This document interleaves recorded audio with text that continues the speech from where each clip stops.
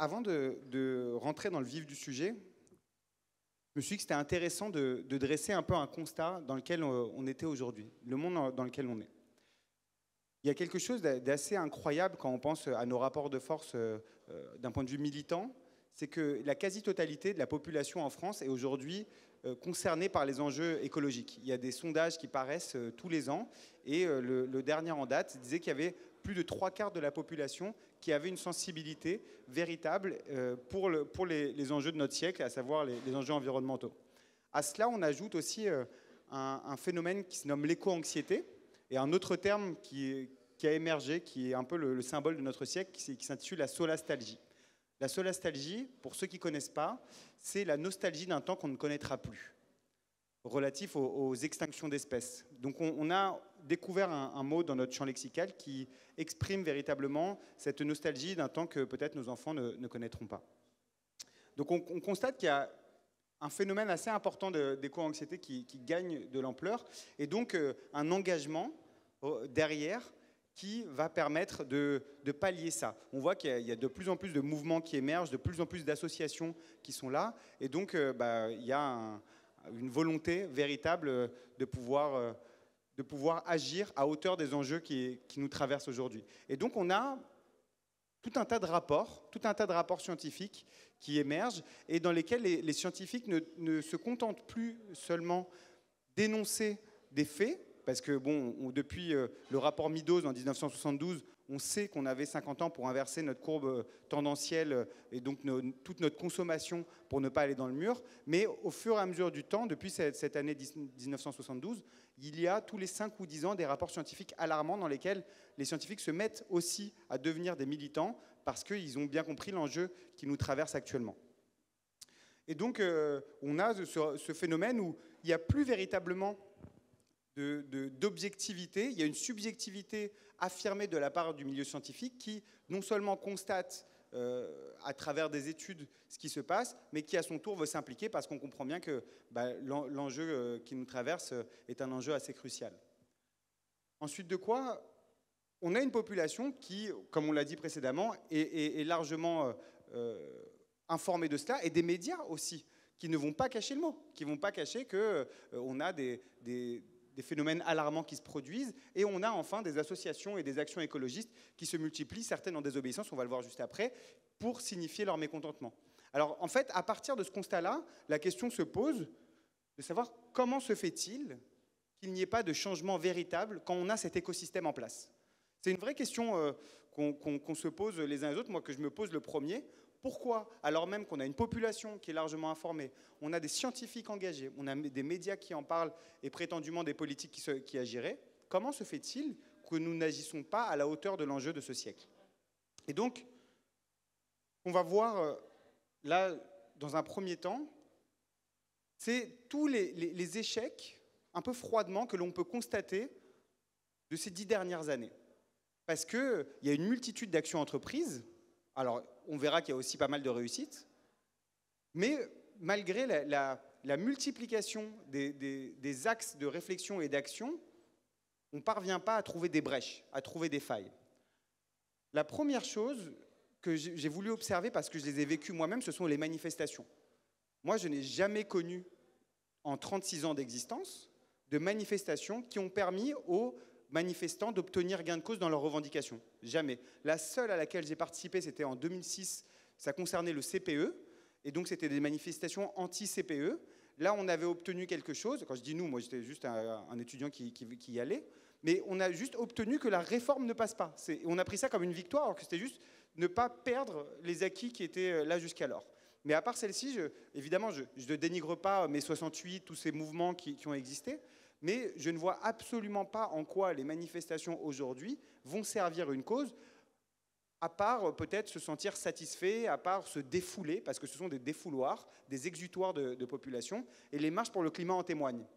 Quand j'ai découvert que la première marche datait de 1970, donc depuis 52 ans, qu'elle avait réuni 20 millions de gens dans les rues aux États-Unis, et que là on est en 2022, et on n'a pas le recul pour voir que en un demi-siècle, les marches se perpétuent sans qu'il n'y ait de véritables changements, ça me surprend énormément, en fait. Ensuite de quoi?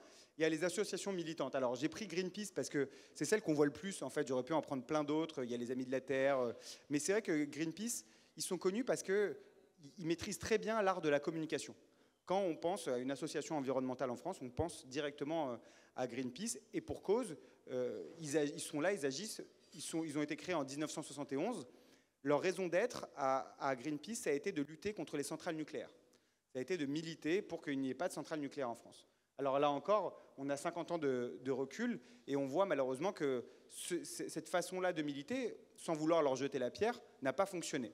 C'est-à-dire que les actions qui avaient été entreprises, les grosses actions de communication, n'ont pas véritablement porté ses fruits, à tel point qu'aujourd'hui, la communication qui est faite sur les centrales nucléaires par Greenpeace consiste globalement à montrer que les centrales sont insécurisées en mettant des drones et ce genre de choses, et donc à céder du terrain complètement sur cette revendication qui était de ne pas avoir de centrales nucléaires. Enfin, il y a le lobbying législatif. Il y a beaucoup d'associations qui ont compris que il y a des lobbies industriels qui sont présents, qu'il faut contrer ces lobbies industriels dans les assemblées, donc travailler à faire du plaidoyer, à exercer une pression populaire sur les députés et les sénateurs, et vont identifier les lois dans lesquelles s'investir pour proposer des articles de loi, des amendements, et vont essayer d'améliorer le cours du destin, le cours de notre fonctionnement en société à travers les lois. Donc j'en ai recensé un certain nombre. Il y a Agir pour l'environnement, qui a milité pour de nombreuses lois, et j'ai pris celle des néonicotinoïdes tout particulièrement parce que je trouve qu'elle est très symptomatique de la situation actuelle. Les néonicotinoïdes, c'est un pesticide tueur d'abeilles. En 2016, juste après la COP21, il y a une très grande loi entreprise par Ségolène Royal sur la biodiversité. Dans cette loi, il y a un amendement qui interdit ces pesticides tueurs d'abeilles. Agir pour l'environnement ainsi que d'autres associations obtiennent gain de cause. C'est-à-dire qu'ils obtiennent l'interdiction de ces pesticides à partir de 2023. Donc il y avait 7 ans avant que la loi n'entre en vigueur. Et durant ces 7 ans, les lobbies industriels ont redéposé un amendement pour faire invalider cet amendement-là. Du coup, tout ce qui avait été entrepris, tout le travail et l'effort entrepris par Agir pour l'environnement est devenu caduc. Ensuite de quoi, nous, on a formé une association de lobbying citoyen avec des collaborateurs parlementaires et on a milité fermement pour que puisse exister ce qu'on appelle un droit d'amendement citoyen, c'est-à-dire la possibilité pour les citoyens de suggérer des articles de loi dans les assemblées comme le font les parlementaires. Et là, à 3 reprises, on a tenté de déposer des articles de loi sans que jamais ils ne puissent être votés favorablement. La première fois, il n'a même pas passé, donc un sénateur a déposé dans une loi cette proposition de droit d'amendement. La première fois, il a été déclaré cavalier législatif, c'est-à-dire qu'on a censuré l'amendement avant même qu'il ne soit soumis au débat dans l'hémicycle. La deuxième fois, il a été carrément balayé d'un revers de la main. Et la troisième, on a eu un véritable débat dans l'Assemblée dans lequel le président de la commission des lois, qui s'intitule Philippe Basse, disait qu'il était hors de question qu'on allait attribuer un droit de vote aux citoyens, enfin un droit d'expression aux citoyens plutôt, au-delà du droit de vote, parce qu'il risquerait de devenir fou, il risquerait de faire vriller tout ce qu'il existe dans la démocratie. Et il a affiché son mépris véritable, et donc les sénateurs ont voté contre cette proposition de loi-là. Moi, après cette association de lobbying citoyen, qui existe toujours, j'ai véritablement vécu une dépression, parce que, alors même que j'avais réussi à entreprendre un changement de loi avec un ami il y a quelques années de cela sur les semences paysannes, et j'entrevoyais une porte, une forme de perspective pour qu'on puisse s'impliquer de façon à changer le cours des choses, je me rendais compte que finalement les institutions étaient très très bien verrouillées, que les garde-fous qui avaient pu être placés n'en étaient pas véritablement, c'est-à-dire qu'à chaque échelon, dans les commissions parlementaires, au Sénat, à l'Assemblée et au Conseil constitutionnel, il était possible en fait d'influencer les législateurs. Et enfin, on l'a vu tout récemment, il y a une asso qui s'appelle Dernière Rénovation, qui existe depuis la Convention citoyenne pour le climat, cette fameuse convention dans laquelle a émergé 150 propositions, très peu ont été retenues finalement. Il y en avait une qui concernait la rénovation thermique avec un budget à hauteur de 23 milliards d'euros qui devait être alloué par l'État pour permettre cette rénovation. Donc Dernière Rénovation a fait du lobbying parlementaire, a obtenu une majorité parlementaire, et là, passage en force du Premier ministre, qui fait passer ce fameux 49.3, disant qu'on bloque pour ne pas que ce budget soit alloué à Dernière Rénovation. Ensuite de quoi, on va aller sur la désobéissance civile. C'est-à-dire que là, on a vu les manifestations, c'est un peu ce qui nous a été autorisé de faire par le pouvoir. les associations militantes qui manient bien les outils de communication, le lobbying législatif et mécontentement énorme, désobéissance civile. La désobéissance civile, ça a été initié par Henri David Thoreau au XVIIIe siècle. Il avait refusé de payer ses impôts à cette époque parce que ces impôts allaient servir pour faire la guerre contre le Mexique. Et donc, il a affirmé clairement pour la première fois qu'il ne paierait pas ses impôts, quelles que soient les conséquences, et qu'il les assumerait. Ça lui a valu d'aller une nuit en prison, et ça a fait émerger le terme de désobéissance civile qui nous est aujourd'hui très cher. Donc il y a un mouvement qui s'est constitué à partir de cette inertie en matière d'action. Il se nomme Extinction Rebellion. Je pense que tous ici présents, on en a au moins entendu parler, sinon avons participé à des actions. Et donc Extinction Rebellion est donc un mouvement de désobéissance civile non violent qui entreprend un grand nombre d'opérations coup de poing, opérations de désobéissance civile assez spectaculaires, qui ont des effets médiatiques, c'est-à-dire qu'elles vont permettre d'amener sur le débat public une revendication, mais par contre ne permettent pas d'infléchir la courbe tendancielle destructrice prise par l'humanité. Et donc on a plein d'opérations très impressionnantes de leur part, mais pas d'effets derrière qui peuvent se constater. On va voir pourquoi. Ensuite, enfin, on a le mouvement Colibri, qui est l'idée de faire sa part, qui consiste à raconter une fable africaine qui a été chère à Pierre Rabhi, son fondateur, qui racontait l'histoire d'un petit oiseau, un colibri, qui voyait un village brûler et, constatant qu'il brûlait, allait déposer des gouttes d'eau sur ce village pour éteindre l'incendie avec ces quelques gouttes d'eau. Et d'autres animaux, en voyant qu'il agissait ainsi, se moquaient de lui en lui disant « Voyons, colibri, tu ne vas quand même pas penser que ces gouttes d'eau vont éteindre l'incendie ». Et lui disait « Peut-être, mais je fais ma part ». Et c'est vrai que faire sa part, moi j'ai été profondément colibri, c'est quelque chose qui nous prenait tous dans notre chair, dans notre trip, parce qu'on comprenait qu'on était en capacité d'agir à travers ces fameux éco-gestes dont on parle, pour pouvoir changer le cours des choses sans pour autant changer radicalement de façon de vivre. Sauf qu'il y a une chose qu'on a appris il y a quelques années de cela, dans cette fable, c'est que malgré les gouttes d'eau successives du colibri, le village finit par brûler. Et donc le mouvement colibri s'essouffle aujourd'hui. Faire sa part, ça ne suffit plus et on en a tous conscience. Vous n'êtes pas trop déprimés ? Alors là, c'est une action qui a été entreprise à Bordeaux pour le salon viticole. C'était en 2016 et il y avait François Hollande qui était accueilli. Donc c'est les Amis de la Terre qui ont entrepris cette action pour montrer l'impact des pesticides. Ils s'étaient tous mis au sol et donc ils avaient invité tous les médias. Et en fait, il y a beaucoup de mouvements aujourd'hui de désobéissance civile qui font ces happenings à la fois artistiques et spectaculaires à travers l'image pour signifier leur mécontentement sans pour autant qu'il n'y ait derrière de mesures fortes, de mesures ou de résultats qui soient possibles de palper. Je vais me concentrer sur une expérience qu'on a vécue il y a quelques années, dont j'ai évoqué à travers le droit d'amendement citoyen. Ça a démarré avec une pétition, parce que des pétitions, on en a tous signé énormément. Et en fait, on avait initié une pétition sur les semences paysannes pour demander à ce que les agriculteurs puissent disposer du droit d'utiliser les semences paysannes. Ça, c'était quelque chose qui nous semblait hyper important. Et en fait, on verra un peu plus loin, mais c'est un sujet qui commençait à être bien connu autour de nous et pour lequel il n'y avait pas de mesures législatives qui étaient prises. Et donc, ce qu'on a fait, on a essayé d'en faire une recette. On a d'abord émis une pétition qui s'intitule Yes We Grain, qui a réuni 80 000 personnes.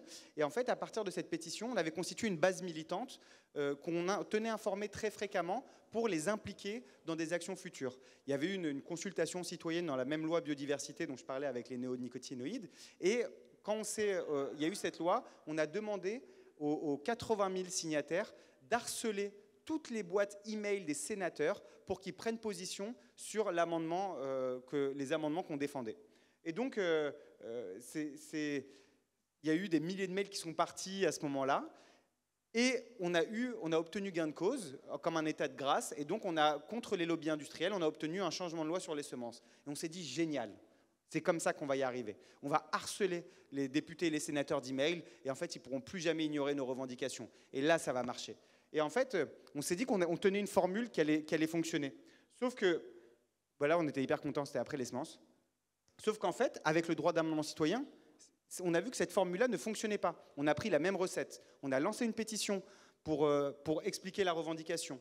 On a réuni 60 000 personnes à travers cette pétition. On a impliqué tous les signataires pour qu'ils renvoient des mails de nouveau aux députés et aux sénateurs. On s'est impliqué dans des consultations parlementaires. On a fait exactement la même chose et ça a échoué 3 fois successivement. En fait, au-delà de la déprime que ça peut constituer, on s'est posé la question, pourquoi ça a fonctionné dans un cas et pourquoi ça n'a pas fonctionné dans l'autre? Et bien la réponse, elle est simple en fait. C'est qu'il faut toujours être créatif. C'est qu'on ne peut pas espérer que l'histoire se répète. Parce que chaque écosystème est unique. Et ça, c'est la grande erreur, nous, militants, qui que nous soyons pour la cause que nous défendons, c'est la grande erreur que nous faisons. Nous espérons systématiquement obtenir des résultats semblables que ceux obtenus par nos aînés dans le passé, alors que le monde bouge, le monde évolue, en fait. Et donc, on est là à utiliser nos pétitions, à utiliser nos manifestations, à utiliser tous ces outils qui existent depuis des dizaines, voire peut-être même des centaines d'années, en nous disant on va obtenir les mêmes résultats. Mais non, il faut savoir qu'en face, le pouvoir, quel qu'il soit, s'acclimate au mouvement de désobéissance civile. Il s'acclimate aux manifestations de masse. Et ils savent comment contrecarrer ces choses-là. Donc si nous-mêmes ne faisons pas l'effort d'être assez créatifs pour renouveler nos façons d'agir, on est perdu, en fait. C'est comme si on acceptait une règle du jeu qu'on émettait, et donc les cartes étaient déjà distribuées. Alors, c'est ce que je disais là dans le fait d'avoir des outils militants qui sont obsolètes. Il y a aussi le fait, effectivement, qu'on a des institutions aujourd'hui, à travers la Ve République notamment, mais bon, même s'il y en avait une 6e, ce serait pareil, où les institutions sont relativement bien verrouillées par des lobbies qui savent comment s'intégrer dans les jeux politiques, comment amener des revendications et comment dire, amener des arguments économiques, parce qu'on est dans un système qui est capitaliste, qui est un système extractiviste, qui mesure la richesse d'un pays au profit qu'il va générer. Et donc, une industrie, quelle qu'elle soit, lorsqu'elle veut faire valoir un argument, un amendement, quel qu'il soit, il va toujours énoncer l'avantage économique qu'il va y avoir. Et nous qui avons un avantage, enfin, qui avons plutôt une cause environnementale ou sociale à défendre, quand c'est mis face à un argument économique, on ne peut jamais faire le poids. Donc, en fait, il y a un gros problème systémique qui existe déjà là. Et d'ailleurs, on l'avait vu. Pour revenir très brièvement sur l'histoire des pesticides tueurs d'abeilles, parce que je pense que c'est assez illustrant, comment Agir pour l'environnement en 2016 a permis de changer la loi par rapport aux défenseurs des pesticides, c'est qu'ils ont mesuré le coût écosystémique rendu par chaque abeille. Ils se sont dit, une abeille va faire économiser 40 € à un agriculteur. Et donc, ils ont travaillé ce plaidoyer de cette façon-là. Ils sont rentrés sur le terrain économique pour valoriser leur amendement. Ils savaient bien que de prendre l'aspect environnemental, de préservation de la biodiversité, ne permettrait pas de faire pencher la balance. Ça a été que l'argument économique qui avait permis à ce moment-là de valoriser leur amendement. Pardonnez-moi. Ensuite de quoi, c'est vrai que on a donc cette histoire, on s'accroche à Martin Luther King, à Mandela, à Gandhi, et on veut revivre ces trucs-là, et on voit cette ferveur dans les mouvements comme Extinction Rebellion en se disant bah, on va revivre la même histoire, alors qu'en fait, l'histoire ne s'écrit jamais de la même façon. Et enfin, et ça c'est peut-être la chose la plus négligée, je dirais, dans nos actions, dans ce que nous entreprenons à travers nos mouvements, c'est que nous privilégions systématiquement nos actions à nos stratégies. Je m'explique. Lorsque Extinction Rebellion signifie que c'est un mouvement de désobéissance civile non violent, il signifie par la même occasion que passé un certain stade, il arrêtera d'agir. C'est-à-dire qu'au moment où il faudra passer par une violence potentielle, ils arrêteront. Et en fait, si on privilégie nos moyens d'action sur l'objectif à atteindre, on montre à l'adversaire, quel qu'il soit en face de nous, qu'on n'ira pas plus loin que le bluff qu'on entreprend jusqu'à présent. Donc en fait, c'est voué à l'échec de dire qu'on est un mouvement de désobéissance civile non violent. Parce que si on s'interdit tout un panel d'actions, ça veut dire qu'on privilégie nos façons de militer sur l'objectif à atteindre. Et stratégiquement, c'est une erreur fondamentale. Pardonnez-moi si vous êtes militant d'IXER, j'ai beaucoup de sympathie pour le courage qui est entrepris à travers ces actions, mais je les trouve parfaitement inefficaces. Pour rebondir sur ce que je dis et l'illustrer, c'est Nelson Mandela qui en parle.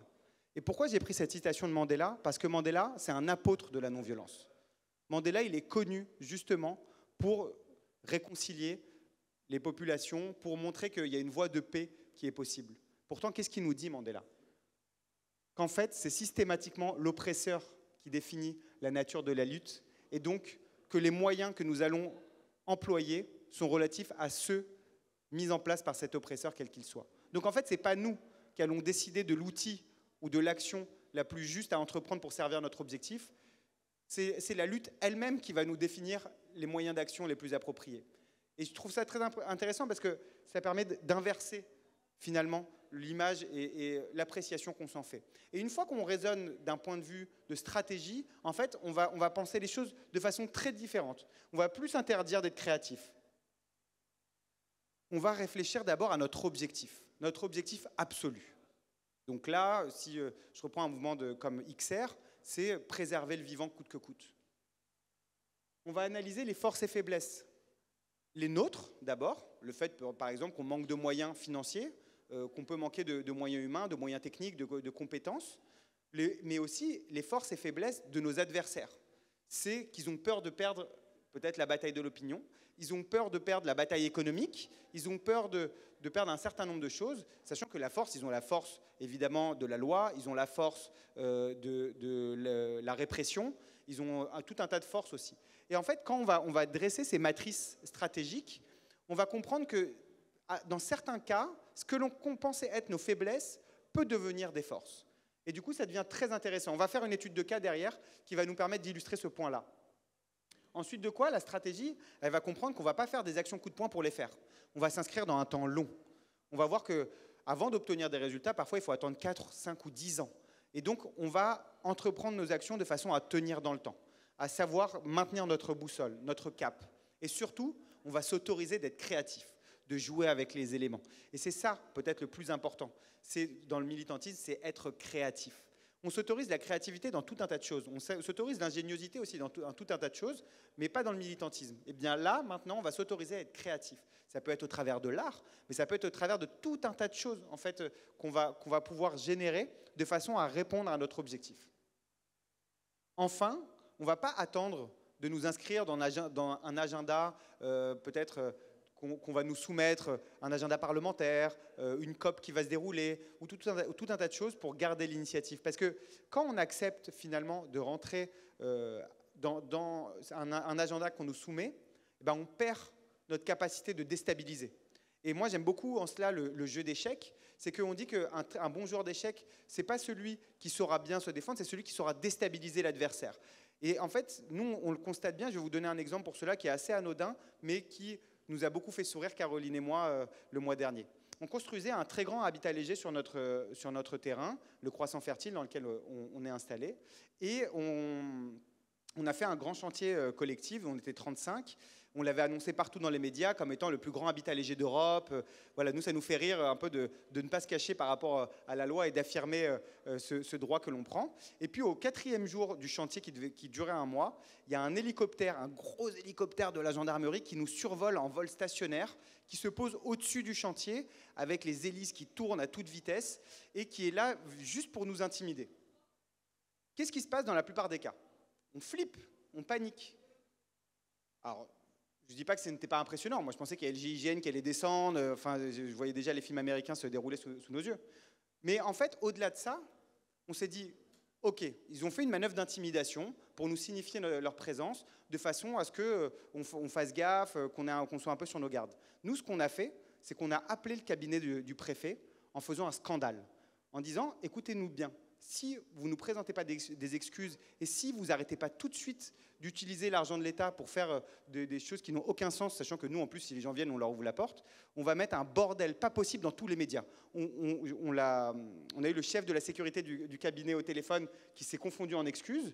Et ensuite de quoi, on a envoyé un email pour préciser cela. Si lundi à 14h, vous ne nous avez pas donné des explications, vous allez voir ce que vous allez voir. En réalité, on ne sait pas ce qu'on allait faire. On n'avait rien à exercer. Depuis, silence radio. Je pense que la préfète nous a pris pour des fous, en fait. Ils se sont dit, mais attendez, préfet, moi je suis le représentant de l'ordre, de l'État, et ces petits péquenots-là, ils me mettent un coup de pression. Et en fait, c'est tellement déstabilisant, parfois, qu'on ne sait pas comment jauger le coup d'après. Voilà, c'est un exemple tout bête, mais qui aurait pu jouer en notre défaveur. Mais en tout cas, voilà, faut tenter, faut y aller, faut de l'audace. Là, c'était du poker, en l'occurrence. Et enfin, et ça c'est une question très importante à nous poser, Jusqu'où sommes-nous prêts à aller véritablement dans notre stratégie, en termes d'investissement de temps, mais aussi dans notre engagement. Est-ce que je dis que je m'arrête à partir du moment où je risque d'aller en prison? Est-ce que je m'arrête à partir du moment où je vais prendre une amende? Est-ce que je m'arrête au moment où on va me confisquer la garde de mes enfants, par exemple? Ou est-ce que je ne m'arrête pas, en fait? Mais le tout, c'est d'être sincère, parce que si on n'est pas sincère et qu'on se dit, on se donne un objectif pour soi qu'on ne respecte pas, on risque de foutre en l'air sa stratégie. Donc il y a vraiment cette question au nom du collectif qui est très précieuse à se poser. On va maintenant parler d'un cas qu'on aime beaucoup avec Caroline, c'est l'association Cocopelli. Cocopelli, c'est une association qui existe depuis 20 ans qui milite pour préserver les semences paysannes. Pour remettre dans le contexte, quand elle s'est créée, donc dans les années 90, les semences sont accaparées par l'industrie semencière, donc Monsanto, Syngenta, Bomo et toute la clique, et on est en train de perdre notre patrimoine alimentaire, notre biodiversité cultivée, à tel point que la FAO, qui est un organisme international, a estimé qu'en un siècle, on avait perdu 75% de nos espèces cultivées, ce qui est énorme. On était en train de se rendre amnésique. Enfin, je parle au passé, c'est pas fini, mais voilà. Cocopelli, voyant ça, en tout cas les fondateurs de l'association, vont dire on va distribuer des semences paysannes, quand bien même on n'aurait pas la loi de notre côté, pour permettre à ces semences paysannes de se préserver, à ces semences traditionnelles. Et au bout de quelques temps, assez rapidement, il y a un gros semencier qui va porter plainte contre Cocopelli pour les accuser de concurrence déloyale. Ce gros semencier, il s'appelle Bomo, et ils vont les traîner en justice. Ce qui serait passé dans la quasi-totalité des cas, 99% du temps, c'est qu'on chercherait à se défendre en faisant le moins de vagues possible, en minimisant notre impact et en essayant de la jouer profil bas pour ne pas prendre une amende qui risquerait de nous faire fermer l'association. Et Cocopelli, à ce moment-là, a eu un courage formidable. Ils se sont dit, bon, personne ne connaît le sujet des semences. Nous, on n'a pas particulièrement de moyens, mais on a un procès qui peut potentiellement nous servir de tribune médiatique pour faire connaître le sujet. Qu'est-ce qu'on a à perdre? Allons-y. Et donc, alors que l'écosystème faisait qu'ils avaient la loi contre eux, un sujet que personne ne connaissait, pas d'argent, et en face, un lobby, enfin pas un lobby, mais une industrie Bomo qui a des dizaines de juristes qui sont prêts à broyer au hachoir Cocopelli, ils y vont tête baissée. Pour tout vous dire même, leur avocate, Blanche Margaret-Nosrey, qui est une femme extraordinaire, elle n'était même pas avocate à ce moment-là, elle était en études de droit. C'est-à-dire qu'ils allaient au casse-pipe. Mais ils ont joué la carte de la médiatisation. Ils sont allés sensibiliser l'opinion. Il y a eu des films qui leur ont été consacrés, notamment un, moi, qui m'a profondément marqué et bouleversé dans ma vie, c'est Solutions locales pour un désordre global de Colin Serrault, dans lequel j'ai découvert la cause de Cocopelli. Ils ont permis à la population qui, à ce moment-là, avait le regard braqué sur les OGM et les pesticides, de connaître le sujet des semences, de l'accaparement des semences et de la stérilisation des semences à travers l'hybridation F1. Ils ont obtenu, en rejoignant un de nos mythes fondateurs, qui est celui de David contre Goliath, un soutien énorme de la population, à la fois pour les frais judiciaires, donc les gens se sont cotisés pour les frais judiciaires, mais une mobilisation devant les tribunaux lors de soutien qui avait été organisé, à tel point que la Cour d'appel de Nancy s'est prononcée en faveur de Cocopelli, parce que cette pression populaire exercée a donné peur, en fait, a fait peur aux autorités à ce moment-là.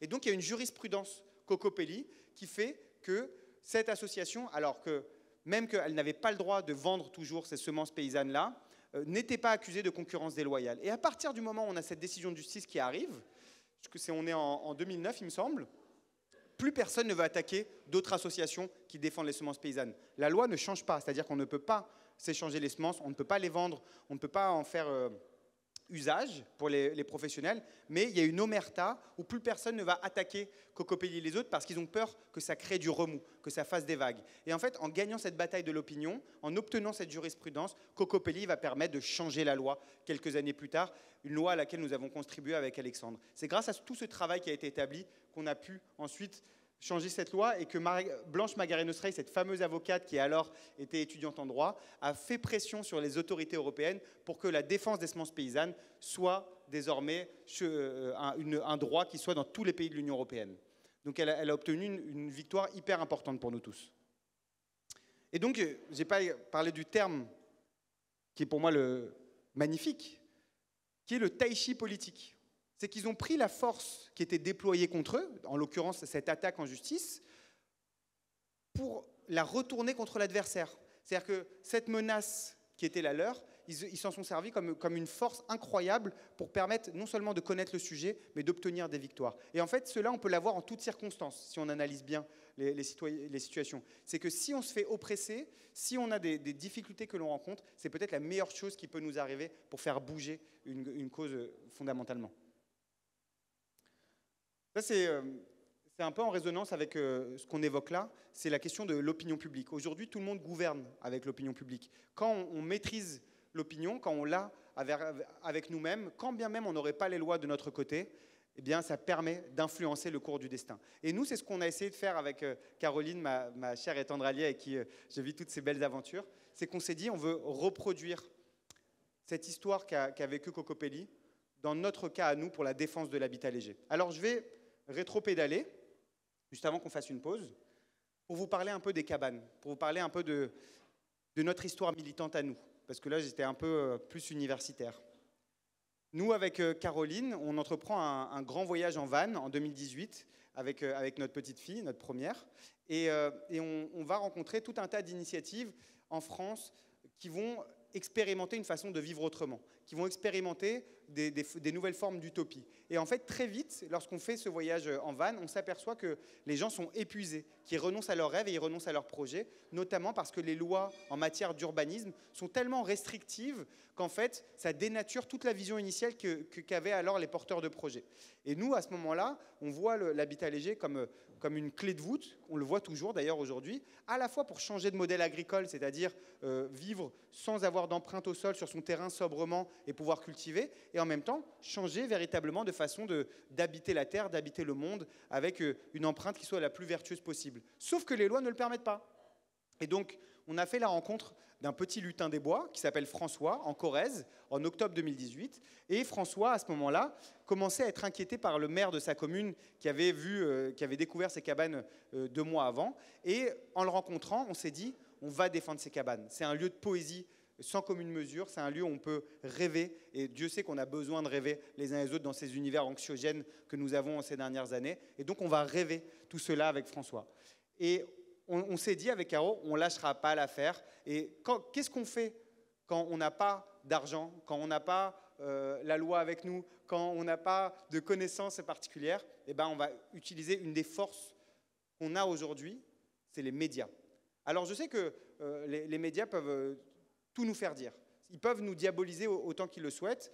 Et donc, il y a toujours un danger derrière ça. Mais c'est quand même une caisse de résonance incroyable qu'on peut disposer. Alors, à la fois à travers les médias sociaux, parce que nous, on a pu faire connaître notre cause dans un premier temps à travers un média qui s'appelle Brut, donc sur Internet. Ensuite de quoi, il y a beaucoup de chaînes d'information publique qui sont venues nous voir, et donc on a pu diffuser notre message. Et ça nous a servi, mais énormément.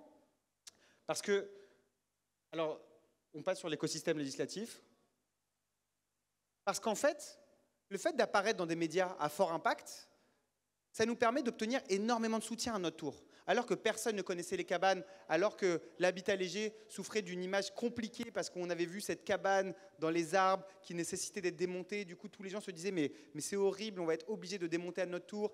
Alors même que tous les gens qu'on côtoie, qui vivent en cabane, se cachent, sont complètement marginalisés et essayent de ne pas faire de vagues. Nous, on s'est dit, on va prendre la parole, on va s'afficher fermement, on va aller en justice peut-être, mais en tout cas, on ne lâchera pas l'affaire.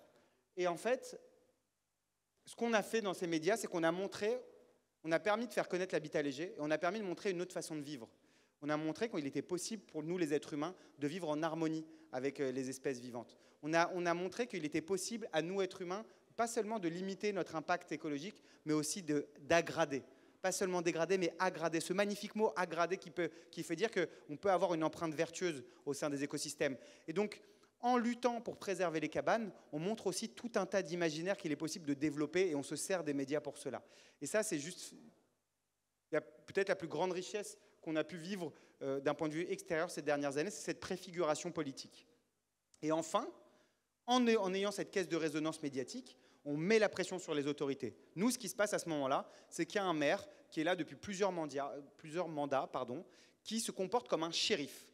Parce que comme la loi autorise les maires à avoir ce pouvoir de police municipale en matière d'urbanisme, en fait, les maires décident si oui ou non ils veulent mettre de l'habitat léger en France, alors même qu'il y a une loi qui existe. C'est parfaitement intolérable. Et donc nous, le maire qui avait, là où nous étions en Corrèze, il ne voulait absolument pas d'habitat léger. Il nous parlait de façon avec un mépris total en nous disant que on serait balayé d'un revers de la main et qu'une pelleteuse se chargera de faire le travail de nous sortir de là. Et nous, en fait, par voie de presse avec Caroline, ce qu'on a affirmé, ce qu'on a affiché, c'est que quand bien même on irait en justice, quand bien même on perdrait le procès, eh bien on resterait là. Et non seulement on restera là, mais on va faire une ZAD géante. On alertera tous les gens qui nous ont soutenus ces dernières années pour qu'on soit des centaines à occuper ces cabanes. Et si un jour il y a une pelle qui doit venir, qu'ils sachent que ce lieu sera un emblème des lieux à défendre. Et quand on a médiatisé le fait qu'on allait lutter coûte que coûte, quelles que soient les décisions qui allaient être prises, le préfet, le procureur et le préfet sont allés voir le maire en lui disant peut-être que là on est dans une banlieue un peu bourgeoise de Brive, d'une zone un peu préservée, est-ce que ça vaut vraiment le coup pour 10 cabanes qu'on fasse une ZAD géante? Et ils ont abandonné les procédures. Et nous, on considérait ça comme étant être une exception. Sauf qu'il y a 2 semaines de cela, donc dans notre travail, on accompagne beaucoup de gens qui sont en difficulté aussi en habitat léger pour les conseiller dans leur stratégie médiatique et politique. Et parmi les gens qu'on conseille, il y a un couple qui habite pas loin de chez nous en Dordogne, dans une roulotte, qui avait exactement les mêmes problèmes que nous avec la mairie. Ils ont médiatisé leur affaire, affiché leur détermination publique et obtenu des soutiens massifs. Et là encore, ils nous ont annoncé il y a 2 semaines de cela que la mairie abandonnait toutes les poursuites contre eux. Donc en fait, ça marche. Parce qu'une fois, c'est une exception, 2 fois, c'est une norme. Alors, ce qu'on va faire là, c'est qu'on va faire une petite pause avant d'aller plus loin, de 10-15 minutes pour se restaurer. Merci pour cette première partie. J'espère que ce n'était pas trop long. Et on se retrouve dans un quart d'heure. Merci, à tout de suite. Ce qu'on a fait jusqu'à présent, c'est qu'on a vu un peu quels étaient les échecs contemporains. On a vu aussi quelles étaient des formes de lutte, notamment médiatiques, au travers de Cocopelli, puis celle des cabanes. Mais j'aimerais maintenant qu'on puisse voir un peu en ce qui concerne nos droits fondamentaux. Les droits pour lesquels des gens se sont défendus, des gens ont milité fermement, et comment ont-ils fait pour obtenir des résultats aussi significatifs soient-ils. Et donc, j'aimerais vous poser une question. Savez-vous qui sont ces femmes ? Des suffragettes, exactement. Donc je suppose que certains, en tout cas, connaissent l'histoire des suffragettes. Et je vais me permettre de la raconter assez succinctement. On est au XIXe siècle, dans le Royaume britannique, et à ce moment-là, les hommes décrètent que les femmes sont des êtres inférieurs, qui ne disposent pas de la même intelligence, donc qui ne peuvent pas exercer les métiers pour lesquels elles pourraient avoir les compétences, et évidemment ne peuvent pas voter pour décider de la vie de la cité, la vie politique. Et donc les femmes, à ce moment-là, vont se fédérer, vont se rassembler et vont exercer des pressions de plus en plus fortes, à tel point que certaines de leurs leaders vont être enfermées. Et là, cette photo, justement, on est en 1903, et c'est l'une des leaders qui sort de prison avec toutes les militantes, le poing levé. Qu'est-ce qu'elles vont faire, ces femmes, pour obtenir le droit de vote 15 ans plus tard ? Eh bien, elles vont infliger des dégâts là où ça fait mal, de façon à être entendues. Elles vont s'attaquer à des golfs, elles vont s'attaquer à des églises, qui sont des symboles de pouvoir économique d'un côté et de pouvoir religieux de l'autre. Et c'est de cette façon-là qu'elles vont vouloir se faire entendre. Et c'est grâce à ces efforts, tous ces efforts conjugués, grâce à ces emprisonnements, elles ont même eu des martyrs, des femmes qui sont mortes dans cette cause-là, qu'elles obtiennent le droit de pouvoir voter à partir de l'âge de 30 ans en 1918, ce qui sera plus tard descendu à 21. Les suffragettes m'intéressent énormément, comme d'autres épisodes dans l'histoire. Peut-être que vous connaissez l'épisode de la Commune de Paris, cet épisode formidable où la population parisienne, en 1871, s'est autogouvernée. Elle a chassé Napoléon et le gouvernement en dehors de Paris pour qu'il aille se réfugier à Versailles. Et à ce moment-là, pour la première fois dans notre histoire contemporaine, là encore, tous les hommes et les femmes ont disposé des mêmes droits civiques. Il y avait une autogestion alimentaire qui se mettait en place. Il y avait tout un tas d'initiatives qui étaient en train de voir le jour. Et ça, Ça a duré 6 mois. Pendant 6 mois, le peuple de Paris s'est autogéré, s'est autogouverné.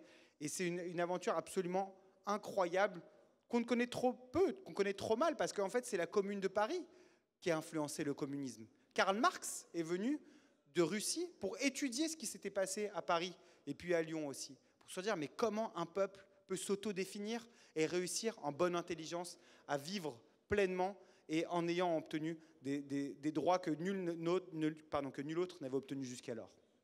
Sauf que cette commune, donc, à travers l'occupation de Paris, à travers l'autogestion, a été réprimée dans le sang. Après avoir encerclé les barricades, après avoir encerclé Paris, la police, les militaires eux-mêmes ont tué des milliers de Parisiennes, de Parisiens, allant même jusqu'à tuer des enfants, les enfants de leur propre pays, de leur propre nation, pour que jamais plus il n'y ait d'auto-organisation aussi importante et aussi puissante que celle-ci. Cette action visait à traumatiser la population, à tel point que les lois sur l'école sont arrivées sous Jules Ferry qui était ministre au moment de la répression d'Adolphe Thiers sur la Commune de Paris, pour que jamais plus il puisse y avoir un sentiment de liberté et de révolte tel qu'il était alors dans la population parisienne. Il y a un autre épisode en France qui m'a aussi profondément marqué, c'est celui des résistants, celui de cette histoire dont on est fier, la résistance. Moi, j'ai personnellement, et j'ai une pensée émue pour lui, pour mon grand-père, qui était dans l'un des 3 chars qui a libéré Paris. Et en fait, on voit tous cette histoire résistante que l'on a en nous. Et légitimement, parce qu'on a quelque chose, peut-être en nous, de révolte, d'insoumission, qui fait partie de notre ADN, peut-être. Mais quand on s'intéressait aux faits, il n'y avait que 5% de la population qui résistait. Il y en avait 95 qui se soumettaient aux lois, ou qui, en tout cas, ne faisaient rien contre ces lois qui étaient injustes sous l'occupation. Seulement 5%. Mais dans ces 5%, toutes les organisations étaient fédérées entre elles. Elles avaient un but commun. Elles visaient justement une libération collective et surtout un programme politique à l'issue de la guerre qui permette de réformer toutes les injustices qui étaient jusqu'alors. C'est au Conseil national de résistance qui rassemblait l'extrême gauche jusqu'à l'extrême droite que l'on doit tous nos acquis sociaux aujourd'hui. Quand on parle de la sécurité sociale universelle, quand on parle justement de la réforme des retraites, de ces semaines de congés payés, c'est grâce à eux et ils l'ont fait par les armes à ce moment-là. C'est comme ça qu'ils ont obtenu gain de cause à la sortie de la guerre. Et enfin, je pense à Gandhi aussi, et sa marche pour le sel, dans lequel il y avait une taxe qui avait été émise par les colons britanniques sur le sel, sachant que l'Inde est un pays côtier, et Gandhi était allé voir les gens un par un pour leur exprimer cette injustice-là, et avait réussi à fédérer lors d'une marche. Et cette marche avait rassemblé tellement de gens que finalement l'Empire britannique avait cédé et avait annulé cette taxe. Et de la force obtenue par le nombre et cette petite victoire significative, ils se sont dit qu'ils allaient viser plus loin. Ils ont milité pour l'indépendance de leur pays et ils l'ont obtenue. Je vous raconte ça parce que, en fait, il y a quand même des ingrédients, malgré tout.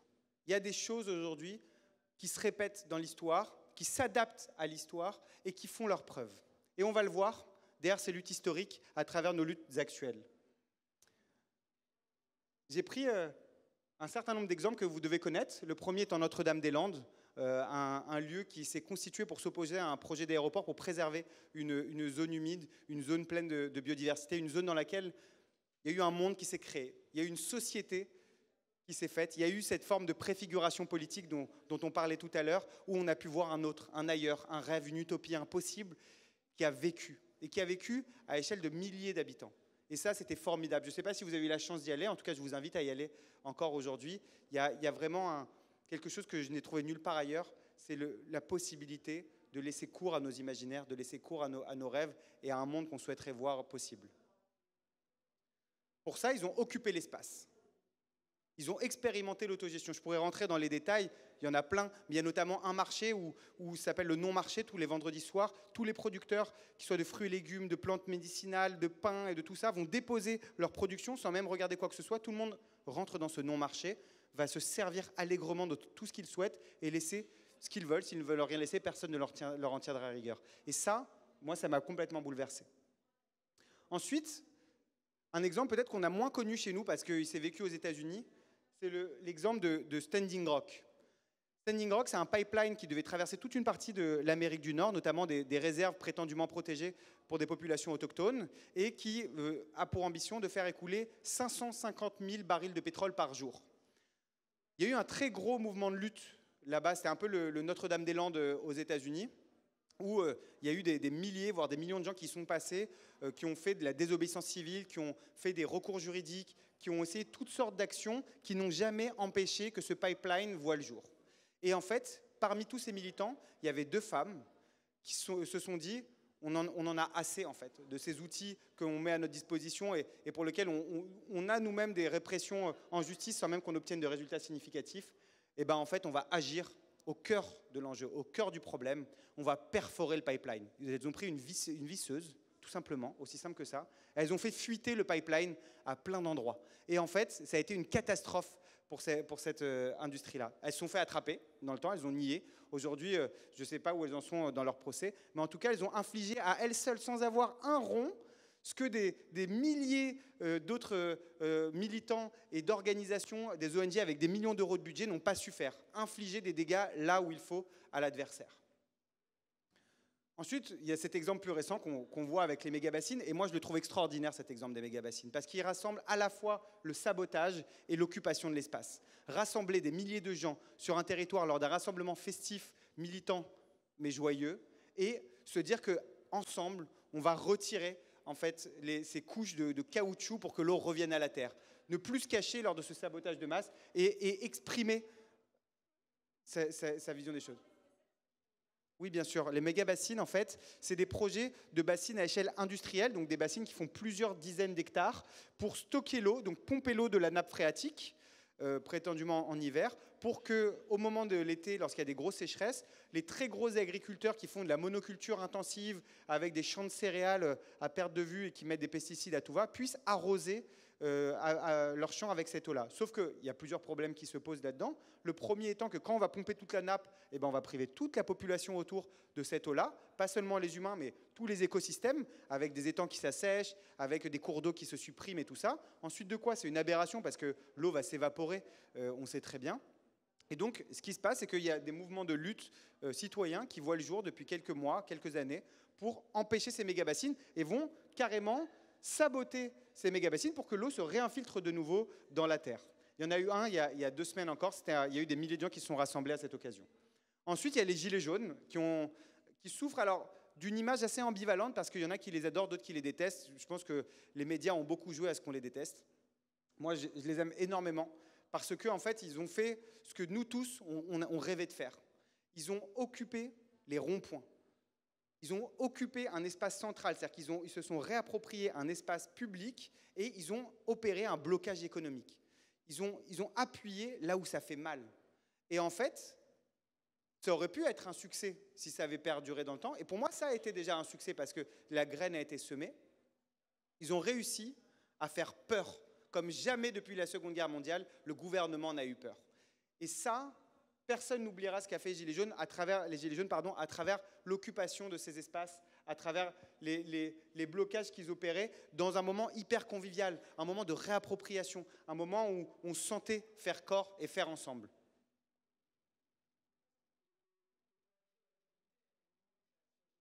Et pour la créativité, un moment de création génial.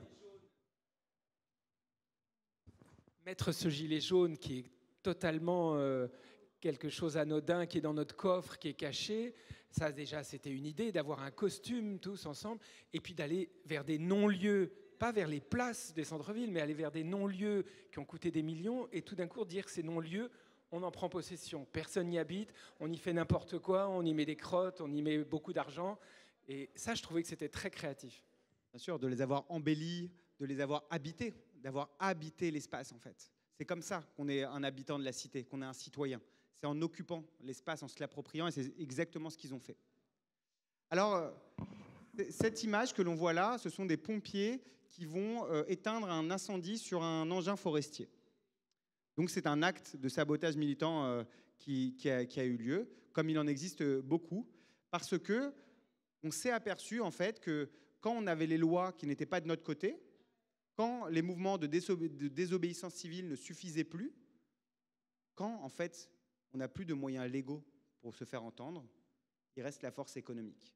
Et on sait très bien qu'aujourd'hui, quand des forêts sont rasées, parce que nous-mêmes, nous vivons dans la forêt et nous en voyons se faire saigner chaque semaine, on sait très bien que quand cela est fait, c'est parce qu'un groupement forestier va comptabiliser le coût pour chaque arbre. Il va estimer qu'un arbre, avec la main-d'œuvre, l'emploi d'engins forestiers, va lui coûter à peu près, je ne sais pas, 4, 5, 10 euros.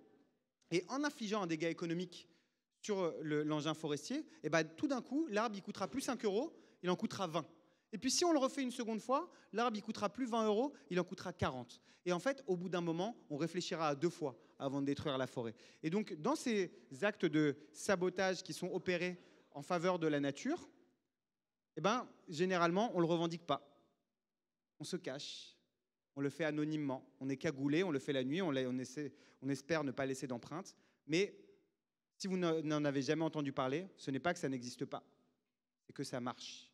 Parce que sinon, vous verriez ceux qui sont condamnés dans les procès. Et ça, c'est un moyen très efficace pour soumettre des autorités économiques ou politiques à écouter les revendications. Tout l'enjeu, en fait, consiste à exercer des contraintes. Les contraintes, elles peuvent être de toutes sortes. Moi, je ne suis pas un incitateur vers la violence. Je dis juste que l'action doit être au service de l'objectif. Et si c'est cette action-là qui est à prévaloir pour que nous puissions obtenir gain de cause dans la défense des écosystèmes, eh ben nous le ferons et nous ne nous cacherons pas. Donc il s'agit effectivement d'infliger des dégâts, d'occuper l'espace. On l'a bien vu, même si ça n'a pas duré si longtemps avec Nuit debout. On le voit bien aussi avec les mouvements des places qui a eu lieu, qui à un moment fait frémir les gouvernements, qu'ils soient en Égypte ou en Espagne. On le voit, en fait. C'est qu'en étant présent, comme le montrent les méga-bassines, en affirmant non seulement notre désobéissance, mais en ne laissant pas faire les mesures qui allaient être prises, que se passe-t-il, en fait? Parce qu'on a le pouvoir du nombre avec nous. On a cette force-là et personne ne nous la prendra. Et si on se sent légitime et confiant là-dessus, nulle autorité ne pourra nous le supprimer. Ce que je préconise, que l'on préconise, c'est d'être insaisissable, c'est d'être des centaines, d'être des milliers, d'être tentaculaire, en fait. Comme un hydre à 3 têtes, sauf que là, on serait un hydre à 1000 têtes, à 1 million de têtes. Et si on en fait tomber une, eh bien, c'est pas grave. Il y en aura d'autres qui se relèveront. Nous, c'est ce qu'on essaye modestement de faire à notre échelle avec la désobéissance fertile, qui est un mouvement que nous avons porté, Caroline et moi, à l'origine, il y a 4 ans. Et aujourd'hui, on voit qu'il y a d'autres visages qui émergent. On voit qu'il y a d'autres gens qui prennent la parole. On voit qu'il y a d'autres luttes qui se font. Et si un jour, on veut nous museler d'une façon ou d'une autre, eh ben, c'est pas grave parce que le mouvement, il existe maintenant. Il nous dépasse et c'est fini. Et on sait qu'il sera inarrêtable. Et ça vaut pour tout, en fait. Je parle évidemment d'un certain nombre de choses comme ça. Donc on parle de l'occupation de l'espace, on parle du sabotage, on parle voilà, de tous ces outils-là. Mais en fait, on ne sait jamais finalement lequel va permettre d'obtenir des résultats. On ne peut pas aujourd'hui à l'avance dire en faisant cela, ça va marcher. Donc en fait, on va essayer plein de choses. Sur toutes ces choses-là, sur les 10, il y en a 9 qui vont échouer. Mais ce n'est pas grave, on va les faire. Moi, je vois beaucoup de gens, et je le regrette très sincèrement, dans nos associations qui dénigrent ce que font les uns les autres. Peut-être que j'ai donné cette sensation-là, d'ailleurs, à travers le constat un peu froid que j'ai fait jusqu'alors, mais ce n'est pas du tout mon intention. Ce n'est pas mon souhait. J'ai beaucoup de respect et beaucoup d'amour pour toutes celles et ceux qui luttent, quelle que soit la façon avec laquelle ils luttent, parce que le plus important est de mettre l'énergie là où ça nous semble juste, en fait. Et moi, ce que je vous expose là, c'est simplement mon propre prisme. Ce n'est pas une vérité absolue. Par contre, ce que je peux affirmer, c'est qu'en multipliant les axes de lutte, qu'ils soient juridiques, qu'ils soient en désobéissance, qu'ils soient en sabotage, qu'ils soient judiciaires, qu'ils soient dans tous ces axes-là, eh ben, il y en a un où ça va prendre. Et donc, il ne faut pas opposer les luttes entre elles, il faut qu'elles puissent se compléter. Et pour ça, ça nécessite de faire un travail très fort que m'apprend Caroline depuis quelques années, c'est de travailler sur nos égos, de comprendre que on est un être dans un tout, dans un ensemble, et qu'on a tout intérêt à faire ensemble. Et ça, on a beau être dans des actions de lutte militante, on s'aperçoit qu'on a beaucoup de mal finalement, alors même qu'on a les mêmes convictions politiques, à faire ensemble. Accepter que notre voisine, elle ne fasse pas comme nous, et c'est OK en fait. Et on a besoin que cette voisine ou ce voisin, il fasse différemment. Parce qu'on a besoin d'occuper tous ces espaces aussi dans nos esprits, et surtout de voir lequel permettra de faire aboutir notre revendication. Alors aujourd'hui, on voit tout un tas de panels. Oui.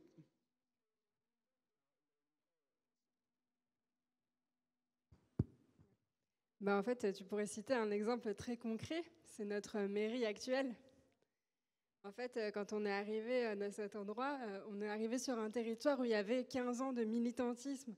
Ils s'étaient cachés, ils s'étaient infiltrés. Aujourd'hui, ils sont à la mairie. Et quand on est arrivé avec notre désobéissance affirmée, ils se sont dit ils vont faire s'écrouler tout ce qu'on fait depuis 15 ans. En fait, ils arrivent et là où nous, on s'est infiltrés, eux, ils disent non, on prend le droit. Catastrophe.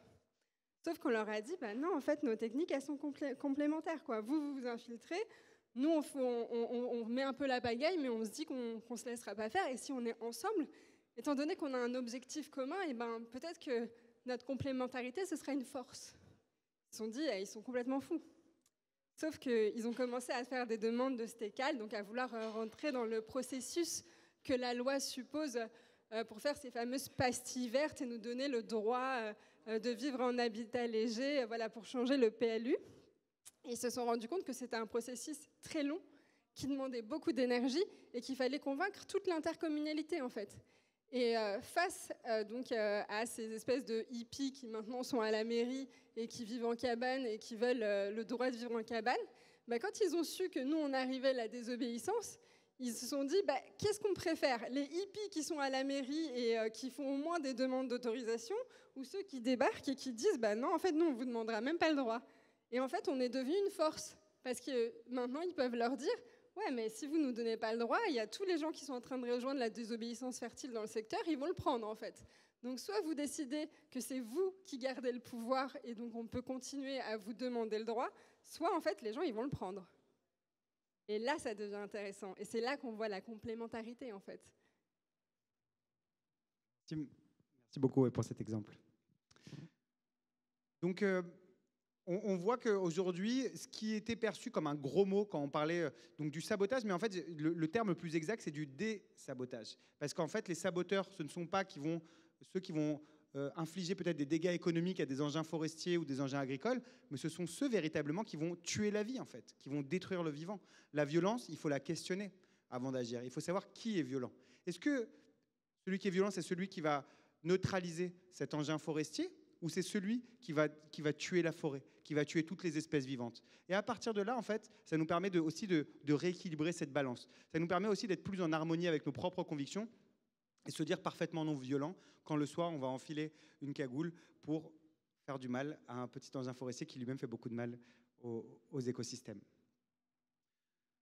Donc, il y a tout un tas d'actions qui sont entreprises dans cette culture réémergente qui est celle du sabotage. Je dis réémergente parce qu'en fait, c'est une culture qu'on a eue par le passé énormément, qu'on a eue au début du XXe siècle et qui s'est un peu évanouie ces dernières années, comme si on s'était finalement assagi, comme si avec nos marches pour le climat et nos grandes manifestations, on avait oublié que les victoires obtenues étaient peut-être le fait d'autres formes d'action. Aujourd'hui, on y revient. Et donc, il y a voilà, tout un panel de choses qui est entreprise. On ne va pas rentrer tout de suite dans le détail, mais donc là, récemment, on a vu tout un tas de militants qui ont bétonné des trous de golf. C'était assez drôle, mais c'était pour porter un message important qui consistait à dire qu'on était en sécheresse, qu'on était en stress hydrique et que arroser des terrains de golf pour une élite qui allait utiliser cette pelouse, c'était juste une aberration à côté des mesures qui étaient prises à l'encontre de la population. Donc ils ont bétonné les trous des parcours de golf.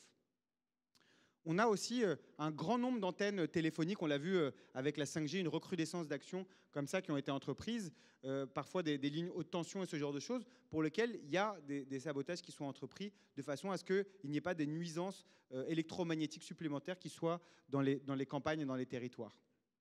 Il y a évidemment, ce dont on parlait, des actions de défense de la nature à travers des engins. Il y avait eu des bombes qui avaient été placées dans les réacteurs, enfin pas dans les réacteurs, mais dans les cheminées de centrales avant qu'elles ne soient mises en circulation pour qu'elles ne puissent pas exister. Le Pays Basque l'a fait dans les années 70. En Bretagne, ils l'ont fait aussi. Et quand j'ai découvert ça, j'ai fait « Waouh, c'est pourquoi Greenpeace ne nous avait pas chauffé là-dessus ?»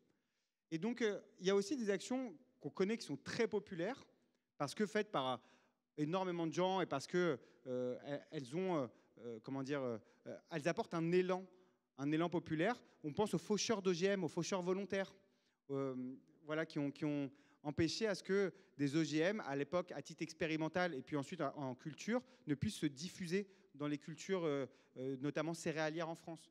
On pense au démontage du McDo de Millau avec José Bové et ses copains qui empêchent l'établissement d'un McDo. C'est quand même incroyable de voir ces choses-là arriver. Alors certes, il a fait de la prison, mais en fait, c'était un symbole tellement fort à ce moment-là que voilà, je pense que McDo n'a pas voulu peut-être se réimplanter à Millau, en tout cas à cette époque. Oui, juste le micro. Oui, alors on va préciser le fauchage d'OGM. Ouais. Les faucheurs volontaires d'OGM, en fait, c'est une initiative paysanne qui a démarré, qui a eu lieu dans le Larzac dans les années 90 parce qu'on avait mis en place, enfin, c'est pas moi, le gouvernement a mis en place une initiative pour expérimenter des OGM et voir comment se comportaient ces cultures pour potentiellement ensuite les intégrer aux cultures traditionnelles. Sauf que quelques années, ils vont tuer toutes les autres cultures alentour. Donc en fait, tout le territoire jusqu'alors. Voilà, toutes les cultures. Ils ont fauché. Ils ont coupé toutes les cultures.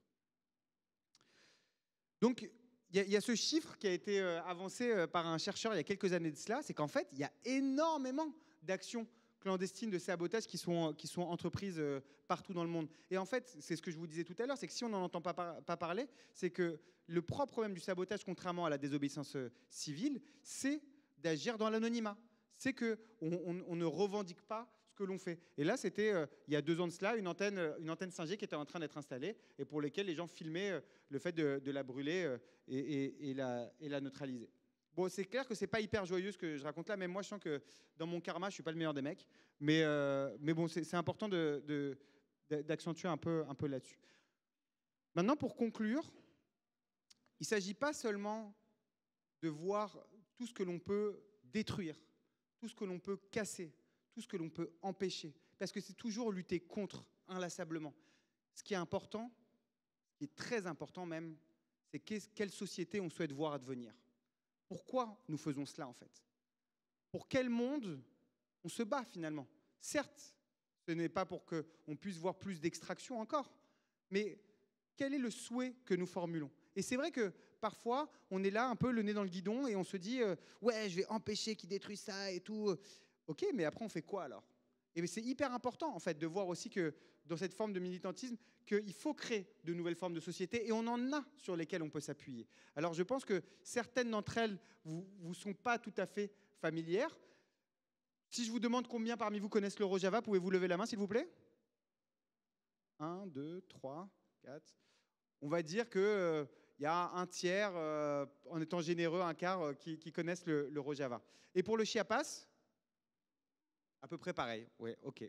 Alors, c'est normal que vous n'en ayez pas entendu parler parce que nul gouvernement souhaiterait que vous entendiez parler de nations qui s'autogèrent, qui s'autogouvernent, dans lesquelles il y ait des contre-pouvoirs citoyens, dans lesquelles on lutte contre toute forme de domination. Alors, pour vous raconter très succinctement, le Rojava se situe à la frontière avec la Syrie, au Kurdistan occidental.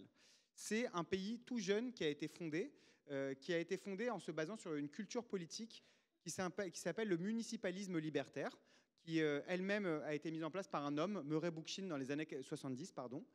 Et cette théorie du municipalisme libertaire, elle dit une chose très simple. Ce sont les assemblées d'habitants qui vont prendre toutes les décisions, ni plus ni moins. Et on peut le faire à l'échelle d'un pays.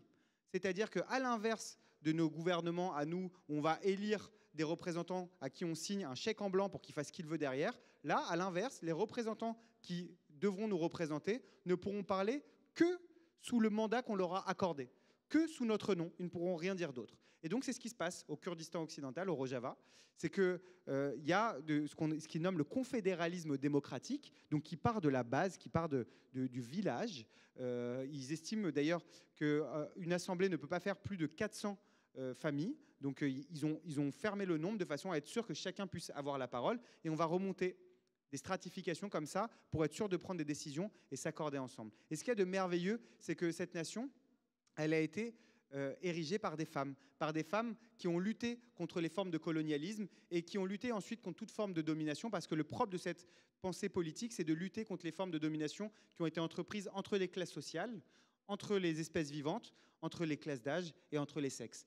Et en fait, il y a beaucoup de garde-fous, ce qui fait qu'aujourd'hui, quand on a une représentation politique au Rojava, c'est toujours un tandem qui va le faire, un tandem d'un homme et d'une femme. Et il y a tout un tas de contre-pouvoirs qui sont mis en place de façon à ce que personne ne puisse un jour prendre le pouvoir contre sa propre population. Ensuite de quoi, il y a le Chiapas. Et ça, c'est une province au Mexique, une province agricole où ce sont les paysans qui ont repris le contrôle dans les années 90 parce qu'ils se voyaient soumettre et se faire déposséder de leurs terres agricoles. Et donc, ils ont repris, là, à leur tour aussi, les armes. Pendant plusieurs semaines, ils ont lutté contre le gouvernement mexicain. Finalement, il y a eu un cessez-le-feu. Et depuis, cette province est autonome. Et dans cette province, ils vivent de façon à fournir tout un système d'éducation à la population. Ils sont profondément non violents. Ils disent qu'ils ont les armes, mais qu'ils ne les utiliseront jamais, à moins d'en être forcés. Et ils vont essayer de mettre en place tout un tas de systèmes de façon à ce que personne ne soit dans la rue, personne ne soit délaissé et que les richesses qui soient produites au sein du Chiapas soient redistribuées équitablement entre tout à chacun. Il y a enfin les Mapuches au Chili. On les a connus à travers un ami révolutionnaire chilien qui nous en a parlé. Les Mapuches, c'est le seul peuple autochtone qui ne s'est pas fait soumettre en Amérique latine par les colons, qu'ils soient incas ou espagnols. Parce qu'ils n'ont jamais laissé faire. Ils se sont toujours défendus. Les Mapuches, on les appelle les gens de la terre. C'est beau, hein, les gens de la terre. Et bien, en fait, au sein des Mapuches, il n'y a pas de propriété. La terre, elle appartient à la terre. Et en fait, on va défendre ce droit de vivre pour la terre. C'est ce qu'ils font encore aujourd'hui, les Mapuches. Et puis, on a, nous, en France, des communes qui commencent à se gérer de façon participative, de façon à ce que ce soit les habitants eux-mêmes qui rentrent dans les mairies et qui prennent les décisions. Et parfois, ils sont contraints de voir qu'il y a tout un tas de lois et de prérogatives qui les dépassent parce qu'elles sont mises aux mains du département ou de l'État.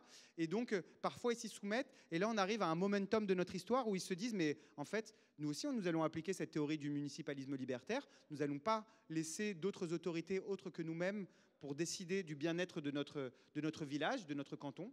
Et donc, peut-être qu'on va s'autodéfinir, s'autogouverner et mettre en place ces formes aussi de politique au service de la population, dans lequel c'est la population elle-même qui va s'autogouverner. Et ça, c'est vraiment un espoir que l'on porte et que l'on portera toujours. Il y a des élections municipales en 2026. C'est que nous sommes celles et ceux que nous attendions. C'est un proverbe Hopi, que j'aime énormément. C'est qu'il n'y a nul autre que nous-mêmes pour définir ce que va être notre avenir. On a une capacité formidable d'action. Peut-être l'avons-nous oublié pendant un temps, mais on se le rappelle. On prend le temps de se raisonner de temps en temps, de voir que la vie est formidable, qu'on a quelque chose d'incroyable à accomplir, qu'on a tous une place à occuper, un rôle à jouer, et qu'on peut le faire en plus en prenant beaucoup de plaisir. Et ça, je vous invite vraiment à le vivre, à le faire, quels que soient vos engagements, et à le faire ensemble, parce que c'est comme ça qu'on sera des gens de la Terre. Merci.